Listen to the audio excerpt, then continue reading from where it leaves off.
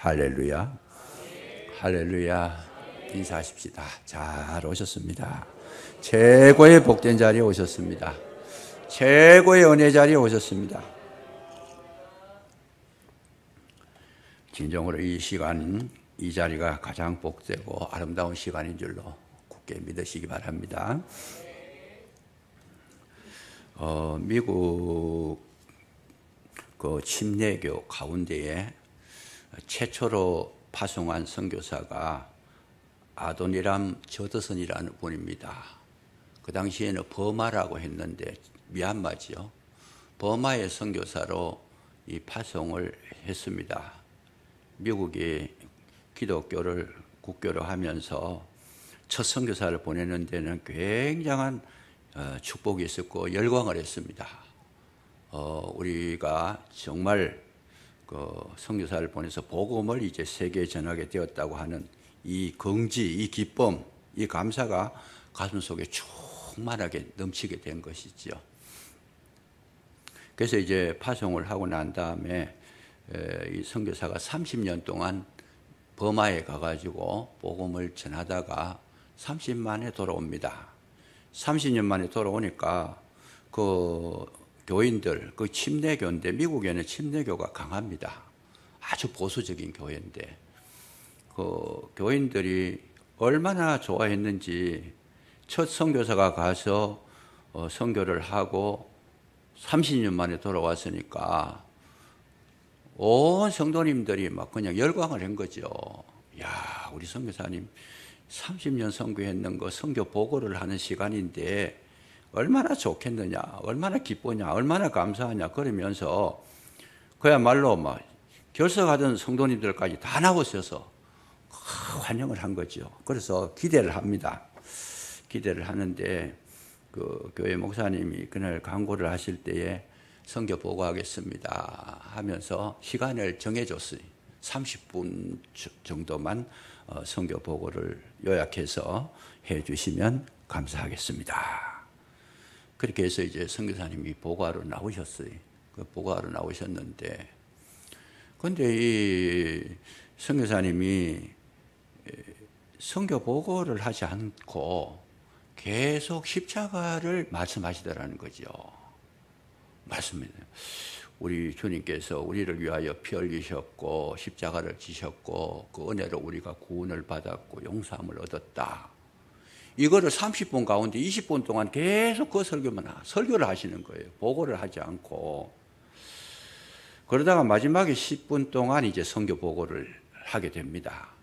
내가 버마에 가서 이렇게 선교를 했고 이렇게 열매를 맺었고 거기에 복음의 씨앗이 떨어져서 정말 예수 믿는 사람, 그 십자가의 은혜를 입은 자가 많더라. 이렇게 해가지고 30분 만에 선교 보고를 끝냈습니다.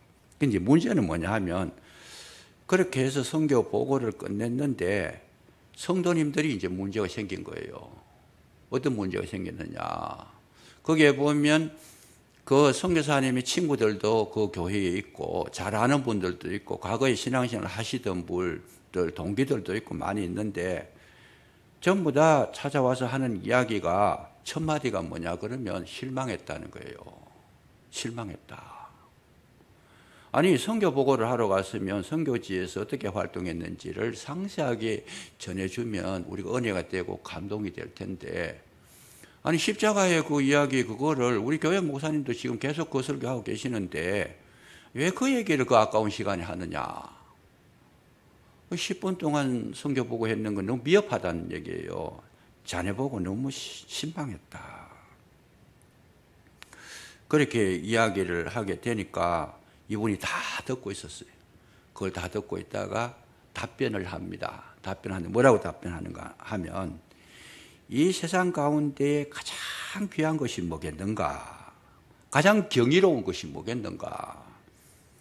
예수 그리스도께서 우리를 위하여 십자가에 달려서 그 보혈을 흘리셨다는 것보다 더 큰 보고가 어디 있겠는가? 그 얘기를 하는 거죠. 그래서 이 성도님들이 책망을 하다가 정신이 번쩍 드는 거죠. 지금까지 그 얘기는 뭐예요? 지금까지 자기는 그렇게 많은 십자가의 설교, 예수 그리스도의 보혈에 관한 이야기를 많이 들었지만은 그러나 거기에 대해서는 이미 너무 많이 들었기 때문에 별로 관심을 가지지도 않고 신기하지도 않고 중요하지도 않고 경이롭지도 않은 거예요. 이거는. 이 선교사님은 그거 경이로움을 가지고 선교를 했는데 그게 30년 동안 가슴이 채워져서 돌아오셨는데 성도님들은 그 교회 교우들은 그건 별로 관심 없는 거예요. 선교에 있는 현장이 그게 더 듣고 싶어요. 예수님 이야기보다 현장의 이야기가 더 듣고 싶은 거. 간단한 이야기 같지만 어쩌면 오늘날 우리의 모습이 아닐까 하는 생각을 하면서 저는 이 이야기를 보면서 들으면서 굉장히 많은 것을 느꼈습니다. 오늘 우리의 교회 현장이 이런 것 하는 거죠. 우리는 그리스도에 대한 이야기를 별로 관심 없어요. 거기에. 왜 그랬을까? 너무 많이 들었어요. 그냥. 또 너무 많은 시간들이 시간마다 이 그리스도 예수가 나오지 않는 설교가 없는 거고 십자가가 전거되지 않으면 그 설교는 온전한 설교가 되지 못하는 것인데 시간마다 전파를 하다 보니까 사람은 자꾸 들으면 무디어지는 거죠. 그게. 그러나 중요한 것은 우리가 해야 할 일은 뭐냐? 자꾸 듣지만은 그것을 무디어지지 않게 날마다 새롭게 듣는 것이 뭡니까? 우리가 해야 할 일이고 성령의 역사인 줄로 믿으시기 바랍니다. 그래서 사람의 이 속성이 그래요. 자꾸 같은 이야기 자꾸 하면 잔소리라 그래요. 그냥. 그거는 뭔가 우리 마음이 점점 굳어지고 있다는 것이고 참된 생명에 대해서 우리 시야가 좁아지고 있다는 것이고 거기에 대해서 관심이 멀어지는 것이다. 그래서 이 출애굽기 12장을 하면서 우리가 먼저 생각해야 될 것이 뭔가 정말 이스라엘 백성에게 있어서 유월절이 어떤 거냐 이 유월절의 사건이 얼마나 중요한 것인가 이 유월절 사건으로 말미암아 이스라엘 백성이 어떻게 되었는가 하는 거기에 관한 깊은 우리가 그 관심을 가지고 이 성경을 보시면 출애굽기 12장에 나오는 유월절은 이스라엘 백성에게는 획기적인 사건이 기록된 것이다. 지금까지 애굽의 종로를 타고 애굽에서 노예 생활하면서 고통당하고 어렵고 자유도 없고 그야말로 억눌리고 억압된 삶을 살다가 이 유월절 이 양을 잡아서 피를 문설주와 문인방에 바르고 난 뒤에 그 애굽에 있는 모든 피 바르지 않는 장자는 다 죽게 되고 이 사건을 통해 가지고 이스라엘이 애굽에서 노임을 받습니다. 자유함을 얻습니다. 그래서 이 유월절 사건은 뭐냐? 우리에게 얼마나 중요하냐? 예수 그리스도의 보혈 십자가가 우리에게 얼마나 소중하냐? 이 사건이 제대로 우리에게 접수가 되면 지금까지 살아왔던 모든 사단에게 눌림을 받고 포로가 됐고 자유를 잃어서 억압당했던 모든 악한 권세에서 그리스도의 보혈이 우리 심령에 들어오면 노임을 받게 될 줄로 믿으시기 바랍니다. 노임 받지 않아도 살아가요. 왜? 마귀에게 눌림 받았던 것도 너무 오랫동안 눌림을 받았기 때문에 별로 불편한 게 없어요. 그게. 죄를 짓고 사는데 죄감이 느껴지지 않아요. 그런데 그리스도의 보혈의 십자가를 내가 처음 경험하는 그 순간이 되면 눈을 뜨는 겁니다. 영안을 뜨는 거예요. 그래서 뭘 봅니까? 지금까지 내가 마귀의 속박 아래 살았다는 것을 알게 되는 거죠. 그때부터. 이 보혈의 능력이라는 게 그런 거예요. 내가 지금까지 어떻게 살아왔는가, 어디에서 살았는가, 어떤 생활을 했던가가 눈에 보이게 되는 거죠. 그래서 그리스도의 십자가의 보혈을 경험하는 그 순간, 십자가의 능력이 새롭게 다가오는 그 순간 현실적인 자기의 실체가 드러나는 것이다.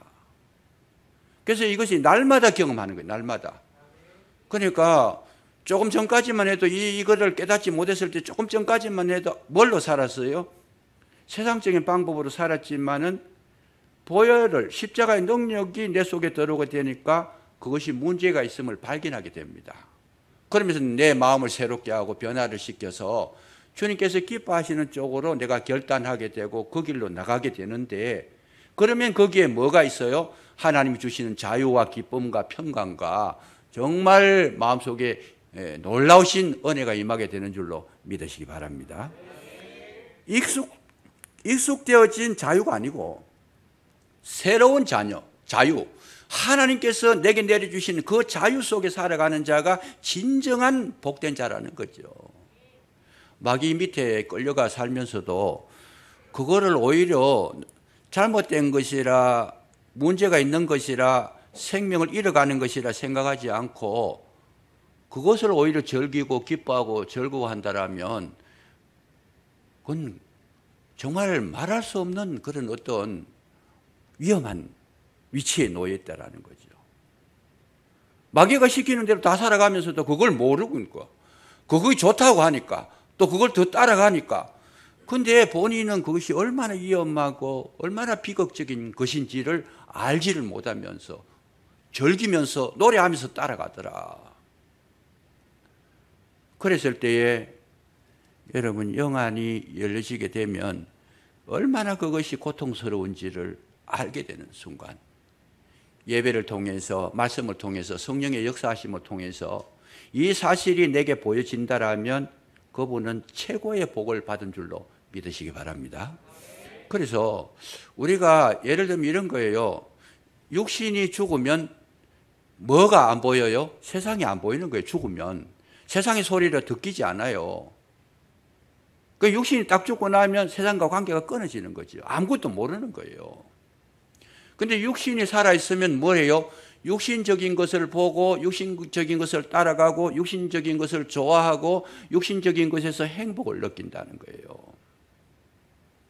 그러면 우리 인간에게는 하나님께서 하나님 생기를 불어넣어 주셨는데 반드시 육신만 있는 것이 아니고 영혼이 있다라는 거예요. 하나님의 생명이 있는데, 하나님의 영이 우리 속에 있는데 이 영이 살아있는 자와 죽은 자의 차이가 뭐겠는가? 영이 죽은 자는 하나님의 세계를 모릅니다. 하나님께서 어떻게 활동하시는지, 어떻게 참 우리에게 간섭하시고 어떤 말씀을 주시는지 하나님에 대해서 영이 죽은 사람들은 별로 관심이 없어요. 그냥. 왜? 죽었기 때문에. 아무것도 모르는 거예요. 하나님께서 여기 계시는지 안 계시는지, 나와 동행하시는지 동행하시지 않는지, 주님께서 내게 어떤 길을 인도하시는지, 목자가 되시는지 아무것도 모른다는 거예요. 그러나 영이 살아있다라고 했을 때에 살아있다라는 건 뭐겠어요? 주님을 보고 주님을 알고 주님의 음성을 듣고 그것이 더 발전되면 뭐예요? 주님과 동행을 하고 주님과 친교를 한다라는 거예요. 이게 영적인 생활이라는 거예요. 그래서 우리가 그리스도인이 이 세상에 살아갈 때는 육신에 보이는 거, 육신을 따라서 사는 것이 아니고 영이 살아서 주님께서 원하시는 그 방향으로 걸어가게 되고 주님이 기뻐하시는 그 말씀을 듣고 순종하게 되고 주님과 친교하는 시간을 가장 재미있고 즐거워한다는 거예요. 이게 뭐냐? 영이 살아있다는 증거다는 거죠. 근데 이 영이 살지를 못하고 육신만 살아있는 분들은 뭘 따라가겠어요? 지금도 세상 것을 따라가는 거죠. 눈에 보이는 거 좋은 거예요. 좋은 음식, 좋은 옷, 세상에 자기의 향락을 이렇게 채워줄, 욕망을 채워줄 그런 것들 보여지는 거, 그거가 너무 좋아가지고 그것만 따라가는 거죠. 그래서 오늘날 우리는 신앙생활을 하시면서 진정한 축복이 뭔가 했을 때에 그리스도의 십자가의 보혈을 통해서 영안이 열려지는 것인 줄로 믿으시기 바랍니다. 영안이 열려지면 정말 주님께서 나를 어떻게 이끌어 가시고 지금도 나와 함께 하시면서 나의 생각과 마음을 지켜주시고 나와 교제를 나누시면서 정말 참된 새로운 세계로 주님께서 인도해 가시는 걸 내가 알고 살아간다는 거죠. 세상이 내게 주는 것은 육신적인 즐거움이에요. 기쁨이에요. 좋은 맛있는 음식을 먹으면 얼마나 기분이 좋아요. 그런데 영적으로 하나님의 말씀을 우리가 먹으니까 어떻게 되겠어요? 꿀보다도, 송이 꿀보다도 달더라는 거죠. 세상 것은 아무리 맛있고 즐거워도 그거 자꾸 먹다 보면 그 생명이 헛된 대로 발전을 해서 끝나버리는, 아침 안개처럼 사라지는, 먼지와 같이 그래 날아가 버리는 것이지만은 꿀과 같고 송이꿀과 같은 주님의 말씀을 듣고 주님을 따라가시면은 영원한 생명을 소유하게 되고 영원한 기쁨이 있게 되고 영원한 자유를 누릴 수 있는데, 그것을 한마디로 말하면 하나님 나라인 줄로 믿으시기 바랍니다. 이 땅에 사시면서도 이런 영에 살아서 영의 생활하시는 분들은 그 하나님의 나라를 오늘 현실적으로 여기서 누리며 사는 거예요. 그러니까 우리 가정 속에서 하나님 나라가 이루어졌다. 주님이 주인이 되시고 가정의 호주가 되시고 주님과 친교를 하면서 살아가니까, 참 자유를 가지고 살아가니까 가정 속에서 힘들고 어렵고 문제가 생기고 아픔이 있어도 주님 주시는 은혜와 자유와 그 기쁨 속에서 모든 것을 이기면서 뭐가 나오겠어요? 찬송이 나오더라. 그 찬송이 어떤, 여기서 말하는 찬송이 뭡니까? 새 노래라는 거죠. 그래서 영이 열리지 않으면 어떤 노래 좋아해요? 세상적인 노래 좋아하는 거예요. 그 세상적인 노래를 좋아하는데 듣기 좋아해요. 다 좋아해요, 그냥. 왜 좋아하느냐? 세상적인 노래는 사랑을 이야기하고 아픔을 이야기하고 허무한 걸 이야기하고 괴로움을 이야기하고 그걸 노래로 가사로 표현을 하잖아요. 다 그 속에 사니까 동감을 하는 거예요, 지금. 그래서 그 노래를 듣고 뭐 미스터 트롯, 미스터 트롯 이런 거 하면서 들으면서 눈물을 줄줄줄줄 흘리는 거예요. 그 왜 눈물 흘리냐? 그 나오는 가사나 그 곡이 자기에게 감동을 주는 거예요. 자기 인생을 그렇게 살아왔어요, 그냥. 사랑해서 안 될 사람을 사랑하는 죄인이라 가지고. 얼마나 그게 동감이 와요, 그냥. 사랑에 실패한 사람은 그런 노래를 부르면 막 전율이 생기는 거죠, 그냥. 그래서 미스터 트롯이나 이런 하는 탑식스들 노래하는 거 잘해요. 저는 못한다고 인정하지 않습니다.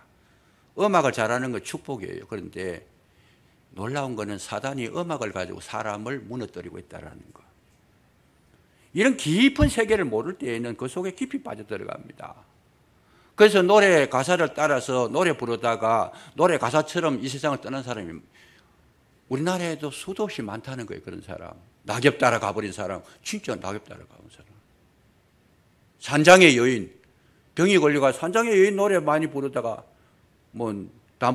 단풍잎반 떼걱떼걱 떨어져 사인에 걸으면서 허무한 노래 하다가 그 양반 산장에서 그렇게 돌아가잖아요.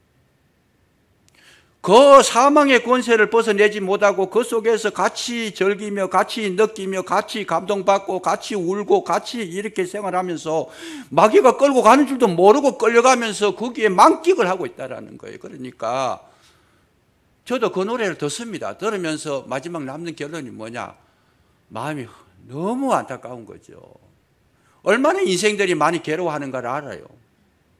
왜 저 노래를 저렇게 좋아할까? 자기하고 똑같은 거 좋아하죠. 자기 인생이 거기에 다 이렇게 비춰지니까 어떻게 저 노래가 내 인생살이하고 똑같으냐. 내 마음하고 어떻게 저렇게 그렇게 손톱만큼도 틀림없이 내 길을 그렇게 잘 표현했느냐. 곡도 보면 그냥 사람의 감정을 그냥 고도로 이렇게 자극을 하는 그런 곡.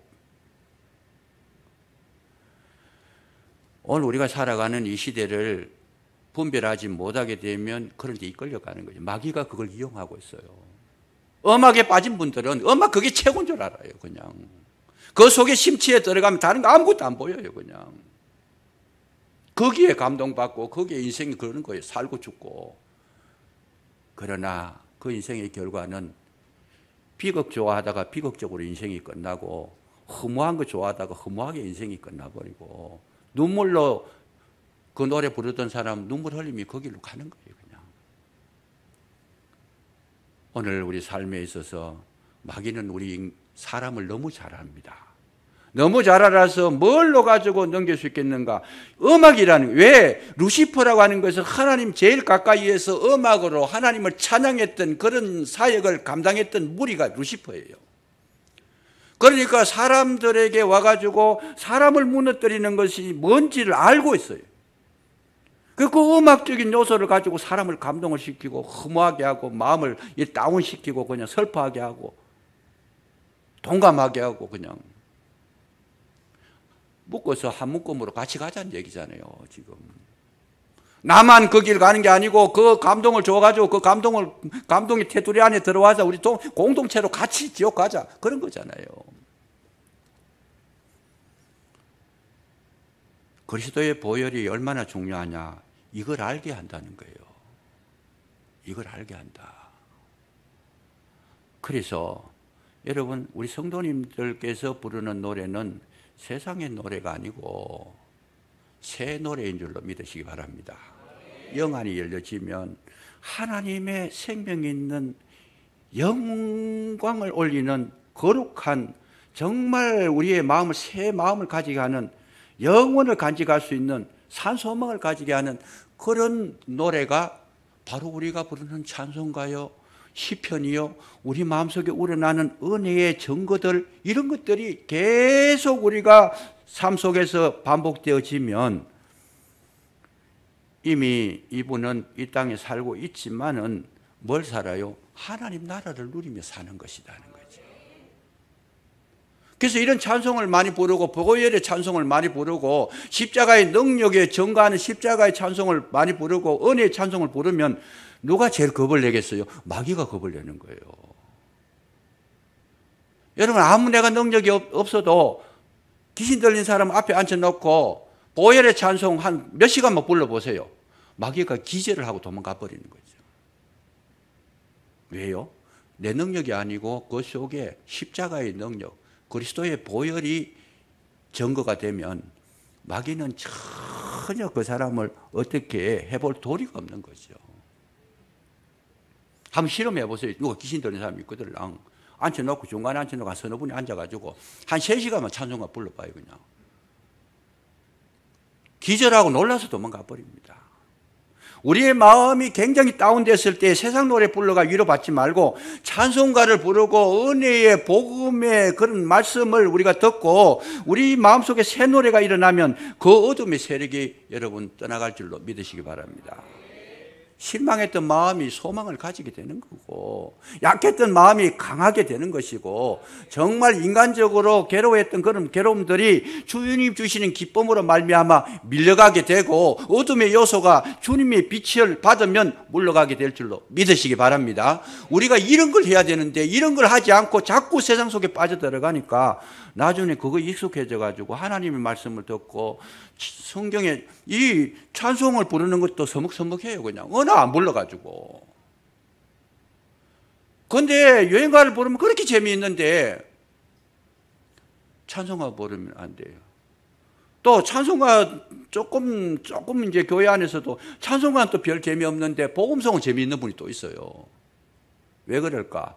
복음송은 인간적인 요소를 많이 가미를 했어요. 캄캄한 밤에 이런 거, 인간적인 감정을 호소하는 그런 것들을 많이 불렀기 때문에 이분이 뭘 부르는가를 보면 그 영성을 분별할 수가 있어요. 그러나 이 찬송은 뭡니까? 하나님의 거룩한 영광을 위해서, 은혜를 위해서, 하나님의 역사를 위해서 보혈의 능력을 우리에게 보여주시는 이 찬송을 하다 보면 어떤 현상이 나오느냐? 독수리가 날개치며 올라감 같이 힘차게 하나님의 나라로 전진하고 올라가게 될 줄로 믿으시기 바랍니다. 물론 우리 위로가 필요해요. 위로가 필요하지 않다는 건 아닌데 그 위로를 이기는 방법은 그런 위로를 받아서 위로받는 게 아니고 하나님의 능력으로 능히 끊어낼 수 있는 힘을 우리에게 주셨다는 거예요. 그게 찬송가의 능력이에요. 아무리 마음이 동감을 하고 위로해주고 세움을 얻고 우리 상담을 많이 하잖아요. 상담해가지고 사람 바뀌는 경우가 거의 없습니다. 그 위로잖아요. 상담이 위로잖아요. 그 상담할 때 제일 좋은 방법이 어떤 방법이겠어요? 상담은 그냥 들어주는 거예요. 그냥 와서 고민 이야기하면 내가 아파서 힘들어서 어려워서 나같이 고생한 사람이 없다. 그러니까 뭘 해요? 내가 책을 쓰면 서너 권은 쓸 수 있다. 이런 이야기하면 서너 권 쓸 때까지 앉아서 다 들어주면 최고의 상담가가 되는 거예요. 그 사람은. 상담가는 말을 하는 게 아니에요. 이렇게 해라 저렇게 해라. 그건 코칭인데 그렇게 하는 게 아니고 들어주는 거예요. 그러면 자기가 문제 제시했다가 자기가 문제의 길을 찾고 자기가 문제 해답을 얻어가지고 실컷 자기가 이야기하고 나중 떠날 때는 고맙습니다 하고 떠나요. 그냥 상담하는 사람 아무것도 할 거 없어요. 근데 그게 고쳐졌느냐? 그 고쳐진 마음이 그 순간에는 해결을 받은 것 같지만 진짜로 못 고치니까 어떻게 돼요? 시간 흘러가고 또 그런 문제가 생기면 또 슬퍼지는 거예요. 그냥. 진짜 우리 인생의 문제는 주님 십자가의 능력인 줄로 믿으시기 바랍니다. 왜 그러냐? 십자가의 능력은 죄악을, 우리 인간의 모든 어둠을 끊어버리는 힘이 그 속에 있다는 거예요. 끊어내버려야 되는데 그 이어놓고 잠깐 위로받는 거, 몸에 심각한 병이 있는데 바깥에 먹기름 발라놓고 좀 이제 조금 그 진통제 나눠놓고 이제 괜찮습니다. 괜찮지. 얼마 동안은. 그런 게 아니다는 거예요.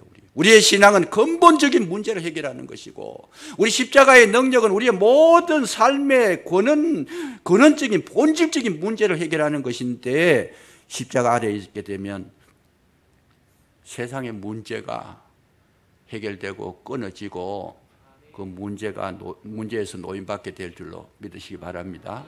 이렇게 위대한 십자가의 능력을 우리는 늘 그렇게 소홀히 되겠어요. 소홀히. 이 출애굽기 11장을 보면서 막 감동이 되는 거예요. 이걸 못 넘어가겠다는 거예요. 이게 하나님께서 우리 인간 죄악의 마귀에게 속아가지고 그렇게 죄악의 구렁텅이에 빠져가 고통당했을 때 하나님께서 구원하는 방법은 딱 한 가지밖에 없어요. 어떤 방법이었어요? 어린 그 양을 잡아가지고 여들이 범죄해가지고 숨었어요. 그냥 선악과를 먹고 난 다음에 도망가자. 우리 부끄러워 못 살겠다. 그때 선악과를 먹고 나니까 눈이 열렸는데 어떤 눈이 열렸어요? 육체의 눈이 열린 거예요. 지금까지 벌거벗은 게 부끄러움이 아니었는데 육체의 눈이 열리고 나니까 벌거벗은 모습을 보는 막 부끄러운 거예요. 그리고 하나님 보기도 부끄럽고 두렵다. 숨어버렸어요. 그때에 아담과 하와가 했는 일이 뭡니까? 부끄러우니까 그 나뭇잎을 따가지고, 나뭇잎이 이 아프리카 같은데 이 열대지방 보면 얼마나 잎이 커요, 그냥. 근데 어떤 그 큰 나뭇잎을가 치마를 했다라는 거죠. 가리웠다는 거예요. 제일 수치스러운 부분을 가리웠다. 그랬을 때 하나님께서 오셔가지고 네가 왜 어디 있느냐? 아담아, 네가 어디 있느냐? 예, 우리가 부끄러워서 두려워서 숨었나이다. 하나님 아시고 그거 가지고 안 된다. 그래서 하나님 새 옷을 입혀주시는데 그게 뭐예요? 양을 잡아가지고 양 가죽을 입히신 거다. 양을 잡을 때에는 뭐가 흘러요? 피가 흐른다는 거죠.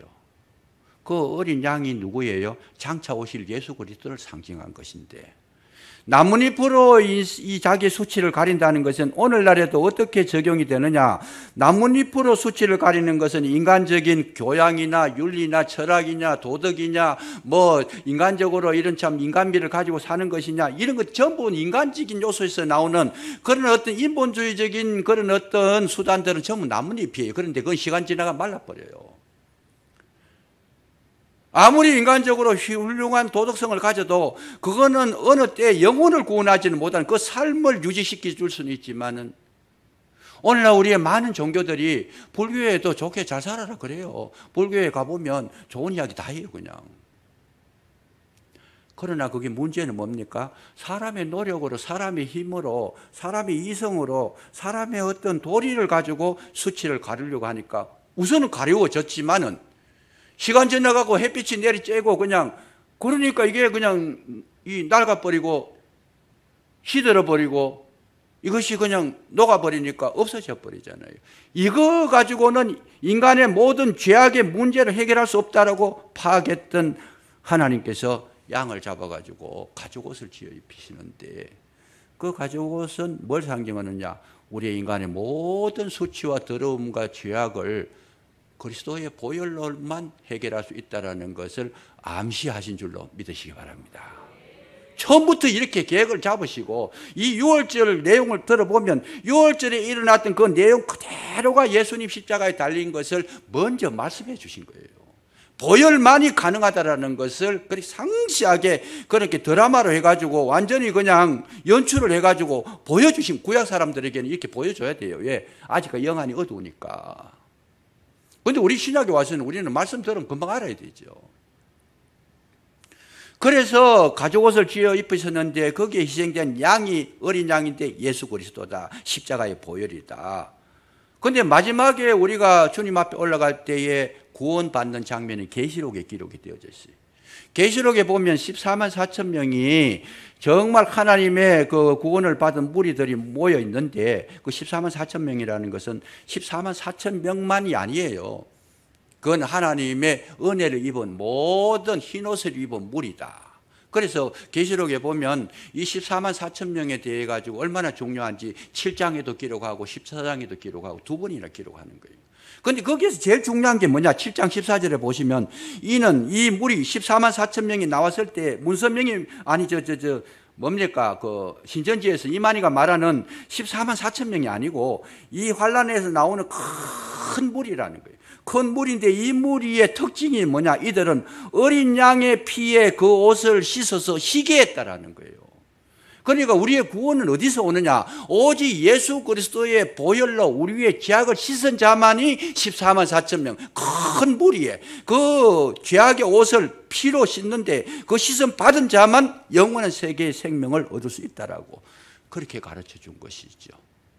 신기하게도 세상의 모든 더러운 것은 뭐 하여튼 세제로 씻을 수 있는데 죄를 씻는 것은 예수 그리스도의 보혈밖에 없는 줄로 믿으시기 바랍니다.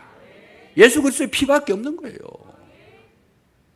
이거를 발견하는 눈이 열리는 것이 바로 구원이고 이것을 볼 줄 아는 것이 영이 살았다는 것이고 이것을 가지고 사는 자가 소망이 있는 자고 영생을 소유한 자라는 거죠. 우리 교회 다니는 것이 뭡니까?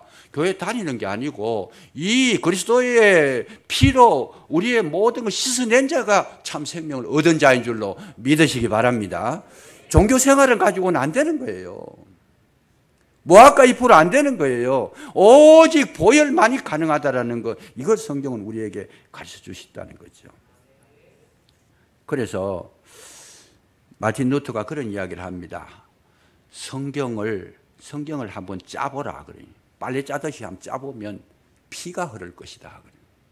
이 성경은 예수 그리스도의 보혈을 상징하는 그런 내용으로 성경이 창세기에서부터 계시록까지 시작에서부터 마칠 때까지 오직 예수 그리스도를 증거한 것이고 예수 그리스도의 십자가를 증거한 것이고 예수 그리스도의 보혈을 증거한 것이고 예수 그리스도의 부활을 증거한 것이 이 성경이라는 거죠. 이 과정을 통과하지 아니하고는 아무리 인간적으로 착하고 선하고 뭐 감성이 풍성하고 인간답고 이런 거 가지고 구원받는 게 아니라는 거예요. 이 시간을 통해서 영안이 열려지시기를 주의 이름으로 축복합니다. 그거 안 하면요 아무 소용없어요. 저 사람 굉장히 착하네, 구제 많이 했네, 선한 일 많이 했네. 유대인들 얼마나 그 많이 했어요. 바리새인들과 서기관들, 대제사장들 얼마나 착한 일 많이 했어요, 그냥. 그런데 얼마나 주님 앞에 꾸중도 많이 들었어요. 아니라는 거예요. 그것까지 아니라는 거예요. 오늘 우리에게 있어서 정말 중요한 것은 저는 이 12장을 보면서 6월절을 보면서 인생의 문제 해결의 열쇠가 여기 있는데 이 열쇠를 찾지 못하는 거 보면 너무 안타깝다는 거죠. 가까이 갔으면서도 못 찾아요. 보물찾기 하면 바로 눈앞에 두고도 못 찾아가지고 한 장도 못 찾고 오는 사람이 있어요, 보면. 나중에 가보면 바로 내 여기 왔었는데 그거 봤는데 그러면서도 못 찾는 거예요. 그러면서도 얼마나 불행해. 차라리 아예 막 안 가버리든지 모르면 속이라도 시원하죠. 아니 그거는 숨겨놓은데 거기 봤는데 내가. 그게 아니고 여러분 십자가를 아는 것이 아니고 십자가를 내 가슴에 모셔드리는 것이 축복인 줄로 믿으시기 바랍니다. 내 것으로 만들어야 되는 거거든요. 그래서 이런 분들은 말을 해도 새 방언을 말하고 노래를 불러도 새 노래를 부르게 되고 삶을 살아도 새 삶을 살게 되고 이 말이 뭡니까? 땅의 것으로 기준으로 살지 않고 영안이 열려가지고 하나님을 찬양하고 하나님이 인도하신 길을 가고 하나님께서 기뻐하시는 삶을 사는 것, 이것이 새 노래고 새 삶이 되는 거라는 거죠. 그게 그리스도인이라는 거예요. 그리스도인입니다. 많이 먹는 거로 기뻐하는 것이 아니고 좋은 음식 먹는 걸로 기뻐하는 것이 아니고 주의 음성을 듣는 것이 즐거워서 주야로 묵상하는 자로다. 최고의 복이라는 거예요. 여러분 설교 듣고 말씀 듣고 성경 읽고 정말 이런 거 하는 것을 최고 기쁨으로 내가 받아들인다면 그분 최고의 복을 받은 것이다 그 말이에요. 누가 할 수 있어요? 영안이 열린 자만 할 수 있다라는 거죠. 세상 것에 너무 마음 빼앗기지 마시고 이 시간을 통해서 정말 예수 그리스도의 보혈이 우리에게 얼마나 소중한가를 인식하시고 주님 앞에 가까이 나오시는 것뿐만 아니고 그 십자가에 주님 베풀어 주신 것이 곧 나의 것이 되도록 날마다 믿음으로 승리하시기를 주의 이름으로 축복합니다. 기도하겠습니다. 아버지 하나님 참으로 감사합니다. 오늘도 저희들 불러주셨사온데 6월절의 거룩한 은혜를 우리 삶 속에 우리의 영혼 속에 깊이 새겨주셔서 생명의 길을 걸어가게 하시고 생명의 사람이 되게 하시고 하나님 나라를 가슴에 품고 사는 자가 되게 해주시기를 간절히 기도하고 원합니다. 그리스도의 보혈로 이 세상의 모든 어둠의 세력을 끊어버리고 참으로 우리 마음 가운데 경건함이 있고 거룩함이 있고 기쁨이 있고 감사가 있는 하나님 나라의 진실한 백성들이 되게 하여 주시옵소서. 예수님 이름으로 감사기도 드리옵나이다. 아멘.